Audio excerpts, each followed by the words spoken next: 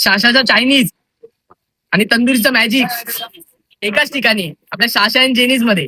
आणि 2 छोटे सिबलिंग्स या फूड बिझनेस सुरू केलेला आहे आणि आज ते लोकांना खूप वेगवेगळे फ्लेवरचे सर्व करत आहेत. शाशामध्ये मी चायनीज फूड ट्राय केला. सुरुवात बटर गार्लिक चिकन पासून केली, जे प्युअर बटर गार्लिक मध्ये फुली मॅरिनेट होतं. चिकन खूप सॉफ्ट आणि फ्लेवरफुल एकदम रिच होतं. त्याच्यानंतर मी चिकन कॅशोनट ट्राय केला, ज्यात भरपूर काजू, perfect spices and balance taste होती. पण या सगळ्यात माझ्यासाठी हायलाइट डिश होती की मलेशियन फ्लॅट नूडल्स. एकदम आउटस्टँडिंग, स्मोकी, सॉसी अँड खूपच टेस्टी आहे.